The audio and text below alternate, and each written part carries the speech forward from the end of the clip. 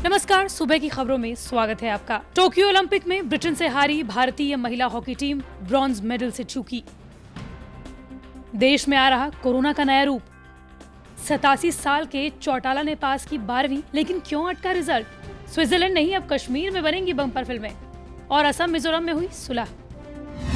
भारतीय महिला hockey team bronze के लिए खेले जा रहे मैच में ब्रिटेन से 4-3 से हार गई। ये मेडल ब्रॉन्ज मेडल के लिए ब्रिटेन के खिलाफ था। महिला हॉकी टीम में 2 गोल गुरजीत कौर ने किए, जबकि 1 गोल वंदना कटारिया ने किया। मैच के शुरुआत में पहले क्वार्टर में ब्रिटेन हावी रही, तो दूसरा क्वार्टर पूरी तरह से इंडिया के नाम रहा। उसने दूसरे क्वार्टर में 3 गोल किए और ब्रिटेन पर 3-2 की बढ़त बना ली। भारत की ओर से तीनों गोल 4 मिनट के अंदर किए गए। 2 गोल गुरजीत कौर और 1 गोल वंदना कटारिया ने किया। वंदना का टूर्नामेंट में ये चौथा गोल रहा, लेकिन तीसरे और चौथे क्वार्टर में ब्रिटेन ने चौथा गोल करते हुए मैच को अपने पाले में कर लिया। आपको बताते चलें कि 5 अगस्त को भारतीय पुरुष हॉकी टीम ने जर्मनी के खिलाफ मैच खेला, जिसमें उसने जीतकर ब्रॉन्ज मेडल हासिल किया था।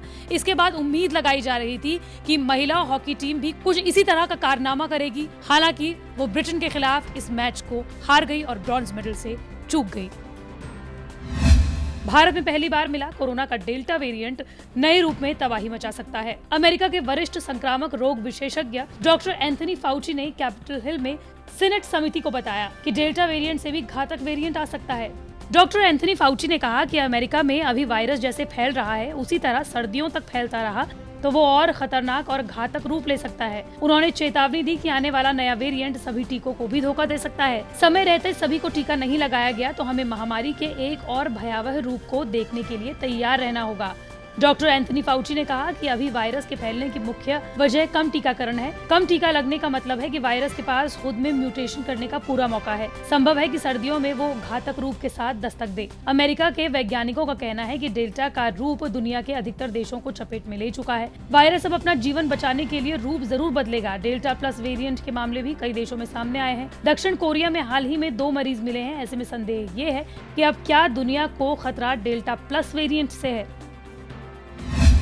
हरियाणा के 4 बार मुख्यमंत्री रह चुके ओम प्रकाश चौटाला 12वीं कक्षा में पास हो गए। ओपी चौटाला ने 12वीं हरियाणा शिक्षा बोर्ड से की है, जिसका रिजल्ट 5 अगस्त को जारी हुआ। कोरोना की दूसरी लहर के चलते बिना परीक्षा के शिक्षा बोर्ड ने सभी परीक्षार्थियों को पास कर दिया, पर चौटाला समेत 6 परीक्षार्थियों का रिजल्ट रोक लिया गया। यूं तो 87 साल के ओपी चौटाला राजनीति के माहिर हैं। 4 बार अपनी क्षेत्रीय पार्टी से सूबे के मुख्यमंत्री रह चुके हैं। हाल ही में वो जेबीटी शिक्षक घोटाले में 10 साल की सजा काटकर रिहा हुए हैं। हरियाणा की राजनीति में अपना अलग और दबंग छवि रखने वाले ओपी चौटाला 12वीं पास हुए हैं, लेकिन शिक्षा बोर्ड ने 10वीं में अंग्रेजी विषय का पेपर न देने के चलते उनका रिजल्ट रोक लिया है। ये खुलासा हरियाणा विद्यालय शिक्षा बोर्ड ने 12वीं के रिजल्ट जारी होने पर कहा। शिक्षा बोर्ड चेयरमैन ने बताया कि पूर्व सीएम को 12वीं की ओपन परीक्षा में पास किया गया है, पर शिक्षा बोर्ड के नियमों के मुताबिक चौटाला ने 12वीं की परीक्षा में अंग्रेजी विषय के पेपर पास नहीं किया। इस वजह से उनका रिजल्ट रोक लिया गया। उन्होंने जानकारी दी कि अब ओपी चौटाला 10वीं और 12वीं पास कर चुके हैं, पर आगे बढ़ना चाहें तो उन्हें 10वीं की अंग्रेजी विषय की परीक्षा करनी ही होगी। जम्मू कश्मीर के लिए 5 अगस्त का दिन बेहद खास रहा है। जम्मू कश्मीर से अनुच्छेद 370 हटाए जाने के 2 साल पूरे हो गए हैं। इस खास मौके पर जम्मू कश्मीर को उसकी नई फिल्म पॉलिसी 2021 भी मिल गई है। केंद्र शासित प्रदेश के उपराज्यपाल मनोज सिन्हा ने खुद इसकी जानकारी दी। नई फिल्म पॉलिसी 2021 के लॉन्च के मौके पर मनोज सिन्हा के साथ एक्टर आमिर खान, फिल्म निर्माता राजकुमार हिरानी भी मौजूद रहे।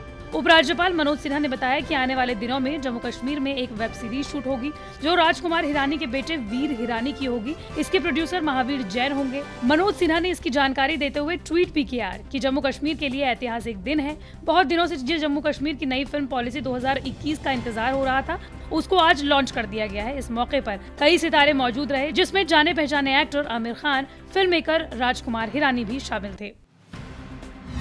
असम और मिजोरम के बीच जमीन को लेकर संघर्ष जो 26 जुलाई को हुआ था, अब वो थमता हुआ नजर आ रहा है। असम सरकार ने मिजोरम न जाने की एडवाइजरी जारी की थी, अब उसे वापस ले लिया है। मिजोरम के सीएम जोरमथंगा ने एडवाइजरी वापस लिए जाने के फैसले का स्वागत किया है। आपको बताते चले कि पूर्वोत्तर के इन 2 राज्यों के बीच 26 जुलाई को सीमा पर झड़प हुई थी।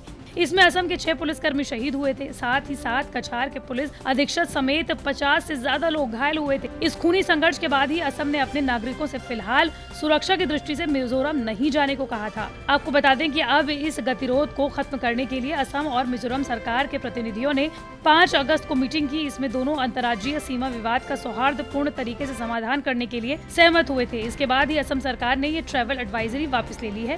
ताज़ा ऑर्डर में इस बात का जिक्र है।